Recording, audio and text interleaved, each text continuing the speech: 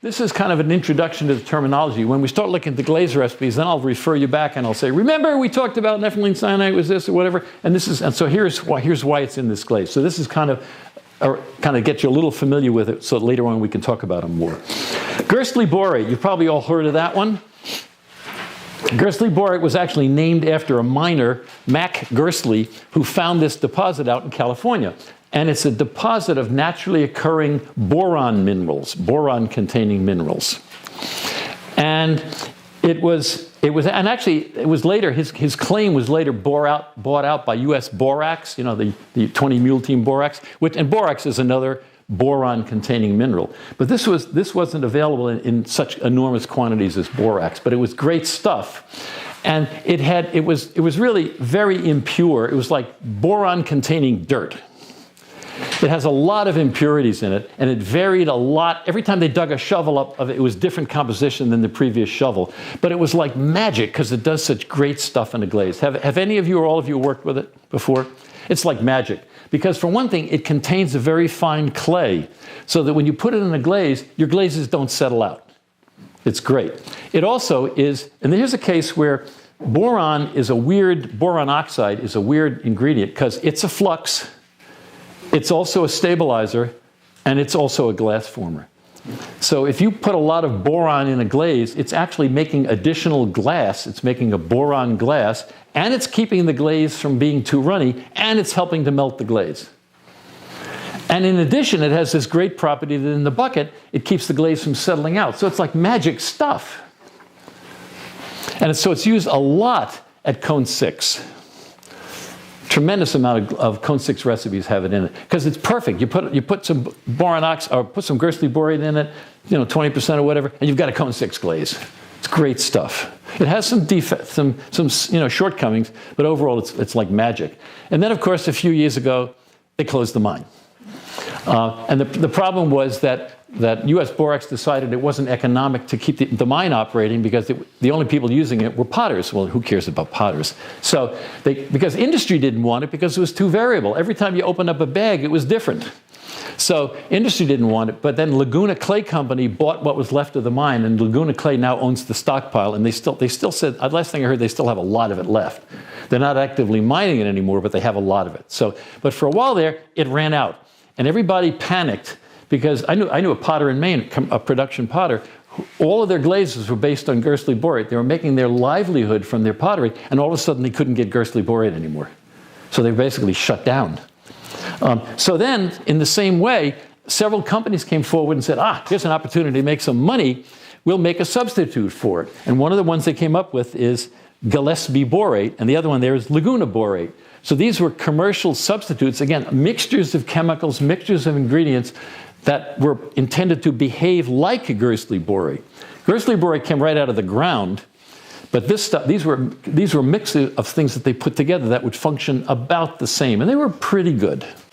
So borax is another boron mineral that's hardly ever used anymore. You see it it was a flux. You see it in some old raku glaze recipes.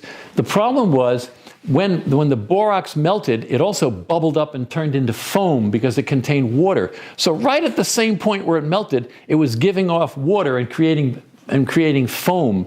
So I used to use some raku recipes that contained borax, and you'd put the pot in. Have you all done raku or seen it where you watch the pot, you watch the glaze melt? So the glaze would literally foam up to a ½ an inch or 3/4 of an inch thick, this bubbly like lava layer, and that was the water coming off from the borax. And then as you continue to fire it, the bubbles would pop and the layer would quiet down, and then eventually the bubbles would go away, and then hopefully you had a defect-free glaze layer left if you were lucky. But the problem, if that whole foamy layer didn't slide off onto the shelf. So but it was one of the earlier forms it was a very cheap available form of boron. You can still go to the store and buy 20 mule team borax in the grocery store. It's used as a water softener. So it was a great ingredient, but horrible to work with because it has this foaming property in the glaze. So I would advise don't ever use it, but you will see old recipes that call for it.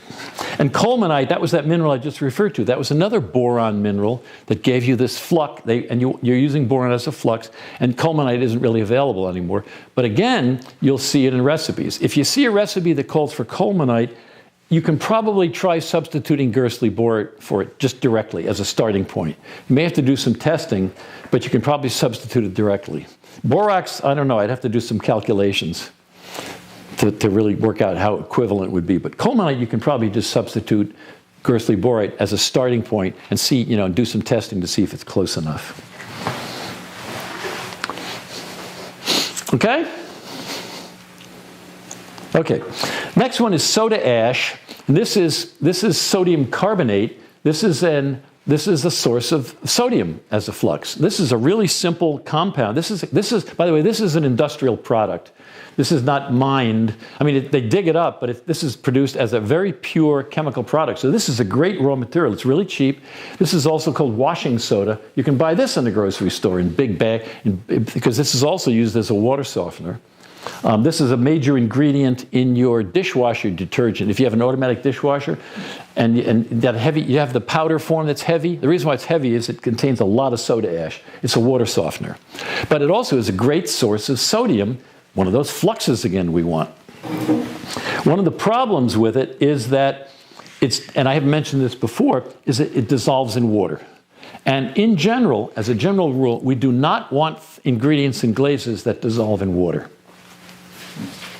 The reason why is because when you apply the glaze to the pot, let's say you dip the pot in the glaze, and now the glaze is going to dry. As the water evaporates from the glaze, anything that is dissolved in it migrates with the water. Right? So you've got water containing dissolved something. As the water moves to the surface of the pot and evaporates, the material that's dissolved moves with it, and then when the water leaves, it leaves a deposit of that material on the surface. So you've just unmixed your glaze. That material that was distributed throughout the glaze is now a layer on the outside of the pot, which you don't want, because now you essentially, instead of having that material all throughout your glaze, you've got a layer on the outside. So as a general rule, we don't want materials that dissolve in water. So that's another restriction on what we can use. There might be other chemicals that we could use as glaze ingredients, and we really don't want to use them because they dissolve in water. That's the nice thing about all these minerals and things we've been talking about so far. They don't dissolve in water to any significant amount. So soda ash, anyway, the main ingredient that soda ash is used for is carbon-trapping chinos. Has everybody heard of those kind of glazes? This is a subdivision of the general category of chino glazes, and these are glazes that are intended to trap carbon and give you that black sort of soot or gray deposit. These are only used in reduction where you're producing soot, so you're burning something to produce it. And there you intentionally add soda ash to create a composition that will trap carbon. And that's about the only place they use to any great extent, because they create problems otherwise. The next group, all these four things, all the same thing: red iron oxide, red ochre, hematite, ferric oxide, same stuff. The common way we see it in a recipe is red iron oxide, and that's this. But it's a naturally occurring mineral, hematite, and the mineral form is also sometimes called red ochre. And in mineral terms or geology terms, an ochre is a soft powdery mineral or a soft powdery rock. So this actually qualifies as red ochre, but it is red iron oxide. This is pretty much exactly what it looks like in the jar, right? The ferric oxide, that's just the chemical term for it, but it's all the same stuff. So most of the times in a recipe, you're either going to see something that says red iron oxide or red ochre. Same stuff, though. The next two are the same: black iron oxide and magnetite. Magnetite is the mineral name again, and this is, as a matter of fact, here's some pieces of magnetite, and they happen to be magnetic. And this is just another form of iron oxide, and it happens to be black, but it's still basically iron oxide. And you'll see that sometimes in glaze recipes. And again, in that case, it's only a colorant. This is never used. In some glazes, you might have a lot of iron to do some other effects. Black iron oxide is only used in relatively small amounts as a colorant. Yellow ochre, the next one, that's just another kind of iron oxide. And here it is. And again, it's an ochre because it's soft. The rock is kind of soft and powdery. That's just another form of iron oxide. And it happens to be a form of iron oxide that naturally contains water. There's actually water in the crystal structure of the iron oxide.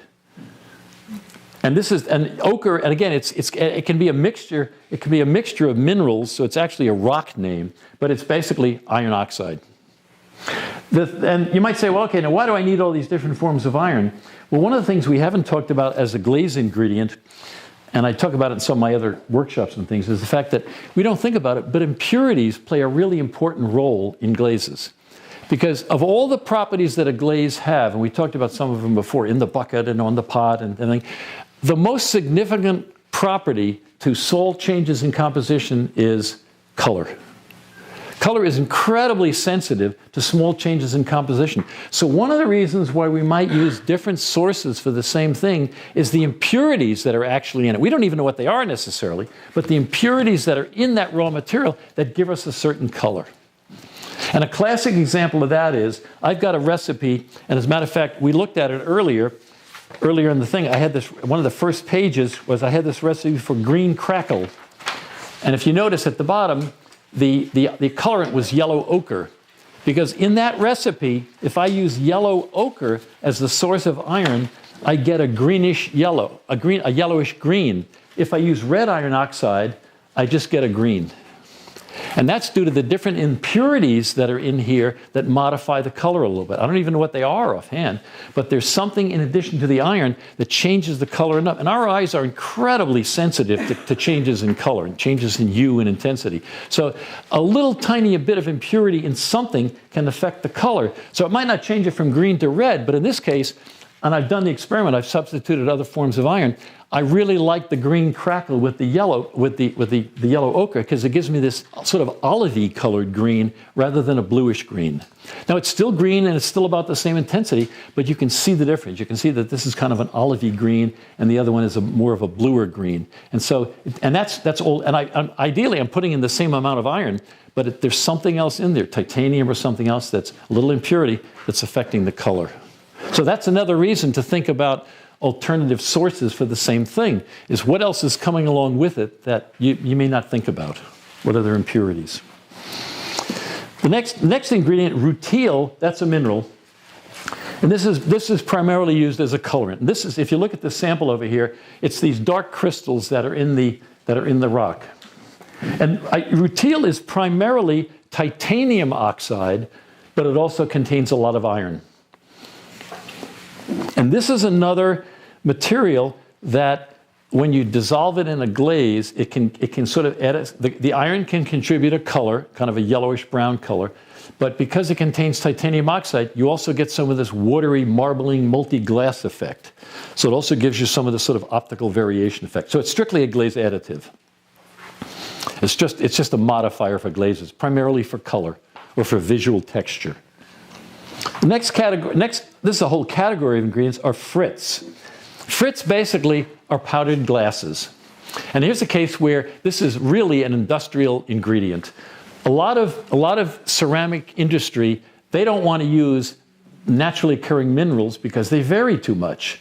So what they do is they turn to other ceramic companies or chemical companies and said, can you make us some kind of a raw material that will be consistent in composition? So what they do is they make glass of very specific compositions, and they use the glass as a raw material in the glaze. So frits are powdered glasses, and they're made to hundreds of different compositions. So they do this, in essence, the frit company is making like a glaze. They take all these ingredients together, they melt them together, make a glass, and then they grind it up. But the thing is, because they're making it and they can measure the chemical composition, they can make it the same identical composition forever.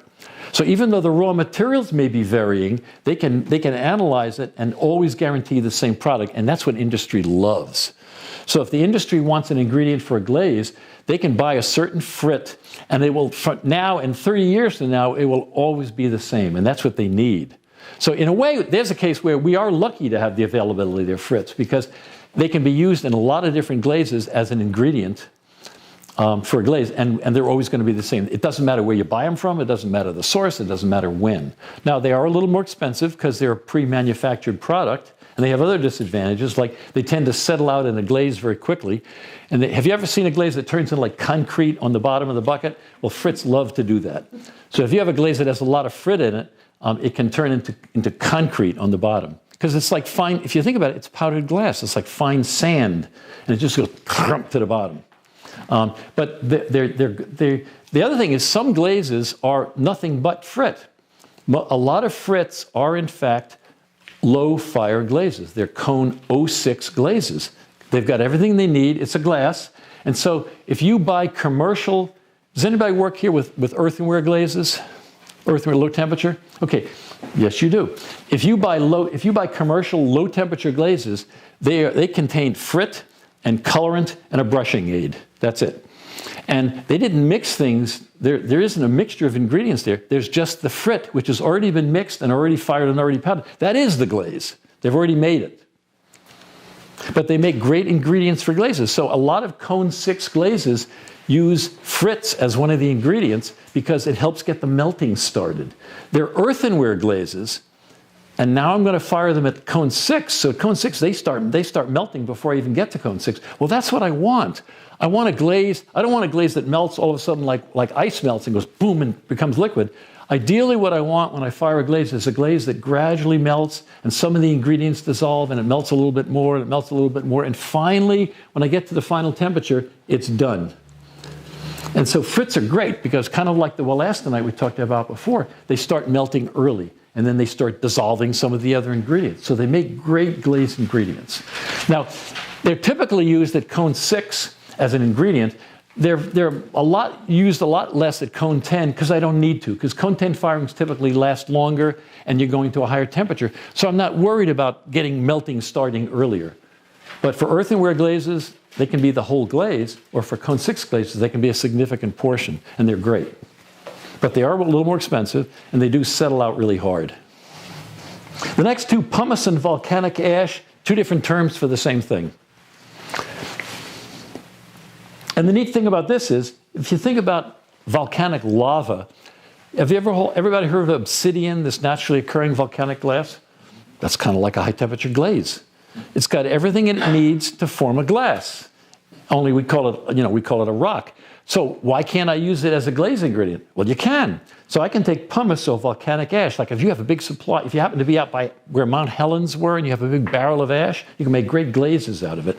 Because it doesn't melt until you get to really high temperature. So I can take pumice and add a few other ingredients to it, and I've got the basis for a nice glaze. The next category, wood ashes, are used as glaze ingredients. The main reason why wood ashes would be used is that they're sources of fluxes. The main fluxes that occur in wood ashes are calcium and potassium. Calcium and what? Potassium.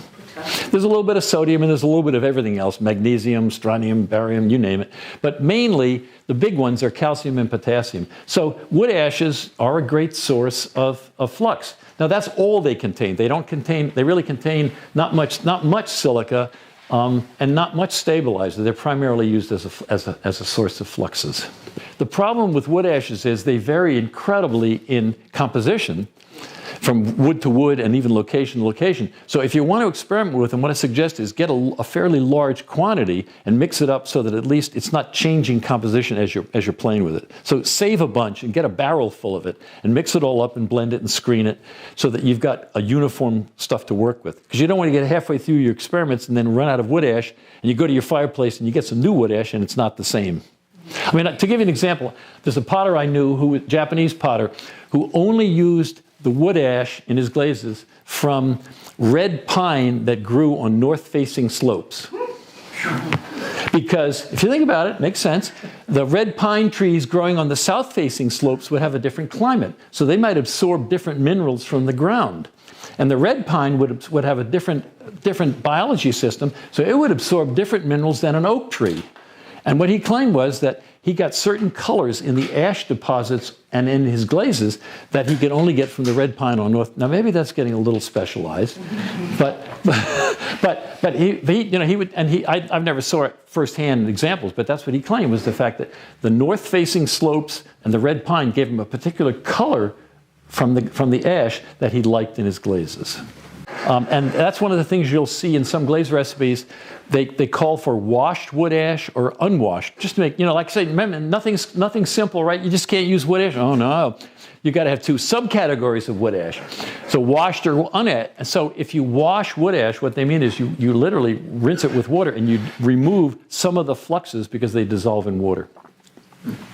And a lot of times the thing that drives me crazy is there'll be a glaze recipe and they just say wood ash and they don't say washed or unwashed. Well, it makes a big difference because when you wash it, you remove a lot of the water-soluble sodium and potassium salts. You leave more of the calcium, remove a lot of the sodium and potassium, and so it changes the way it acts. Okay? Talc, that's a mineral. And literally of talcum powder fame, that's the same mineral. That's what talcum powder is made from, the mineral talc. And talc is basically another source of magnesium. Well, you might say, well, wait a minute, here's that situation again. We talked about dolomite before as a source of magnesium. Well, here's another example of choice. Talc melts at a lower temperature than dolomite breaks down, so I'll tend to use talc in cone 6 glazes more often than I'll use dolomite. I still get the magnesium I want, but it behaves differently in a glaze. So it gives me, for certain uses, it gives me a better way to get the magnesium into my glaze. I can use dolomite, but again, it gives me a choice depending on what else is in the glaze. Bone ash, that's basically, that's calcium phosphate chemically. And it's called bone ash because literally that's what it was derived from. When cattle were slaughtered and all the other parts of the animal were used for something, they'd take the bones and burn them. And the ash that remained from burning the bones, bone ash, was mostly calcium phosphate. That was the only source of it. And it was an important, actually, industrial chemical and chemical used in a lot of things. Nowadays, when you buy what's called bone ash, it's all synthetically produced in a factory.